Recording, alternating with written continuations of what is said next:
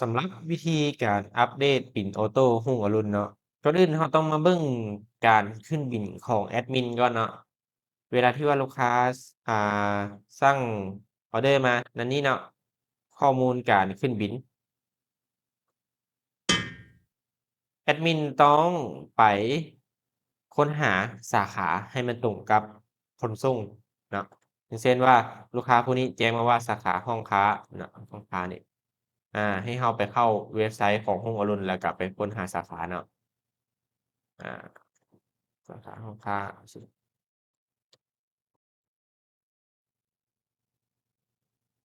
ค่าคนแก่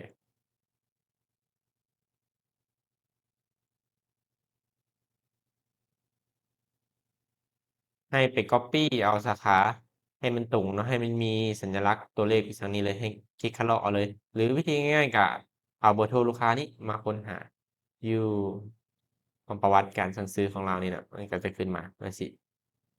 ก็เลือกเอาว่าเราแจ้งมาว่าสาขาใดทีนี้เราแจ้งว่าห้องค้าก็ติ๊กคัดลอกเอา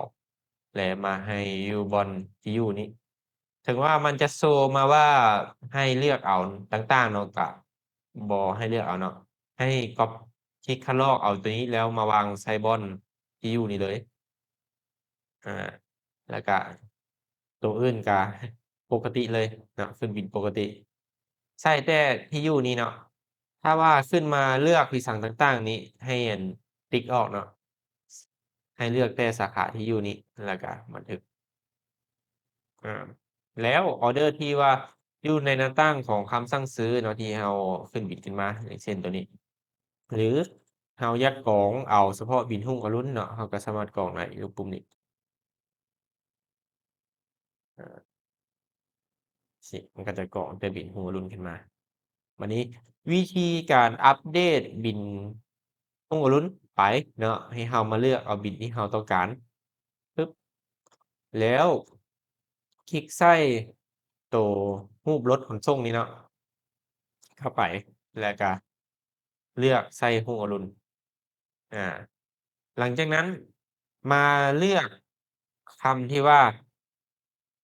ผู้ส่งชำระค่าขนส่งก็คือส่งฟรีส่งค่าฝากต้นทางนะหรือถ้าว่าเป็นค่าฝากปลายทางก็คือผู้รับเป็นผู้จ่ายเนาะ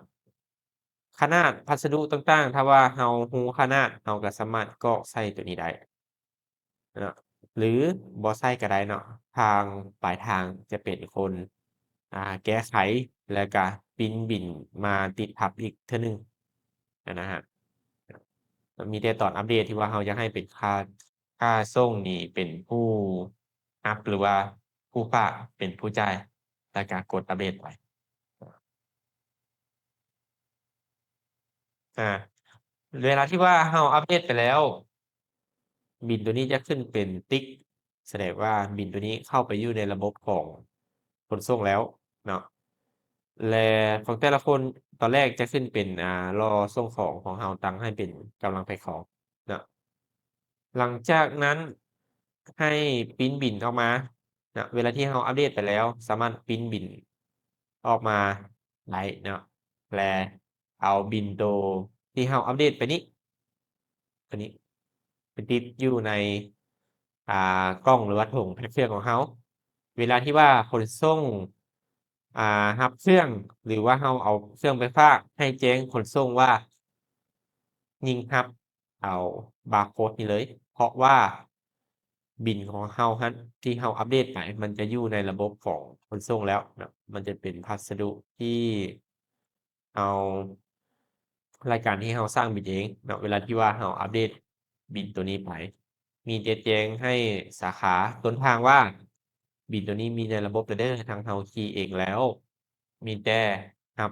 ยิงรับเอาอ่ายิงบาร์โคดรับเอาบิลนี้เลย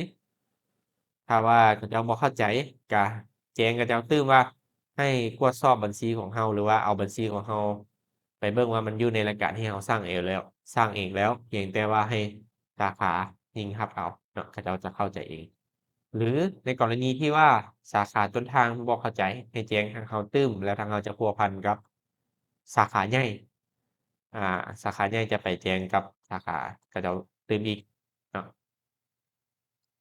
เวลาที่ว่ากระเจ้ายิงรับเอาแล้ว บิลตัวนี้จะเปลี่ยนสถานะออโตไปว่าส่งของแล้ว หรือในกรณีที่ว่ามันบ่เปลี่ยนออโตเราก็สามารถมาอัปเดตสถานะเองได้แล้วบิลจะส่งหาลูกค้าออโตเลยจะส่งหาลูกค้าออโตเนาะเป็นแบบนี้ไปเนาะในสกริปต์ที่เราตั้งให้หั้นเป็นรูปแบบบิลแบบนี้ไป หรืออ่าในกรณีที่ว่าลูกค้าที่อ่าระยะเวลาการเซตเกิน24ชั่วโมงนะมันจะเป็นลิงก์ให้ลูกค้าคลิกเข้าไปเพื่อเบิ่งรูปบิลนะตัวนั้นก็จะเป็นวิธีการอัปเดตบิลออโตของรุ่งอรุณเนาะ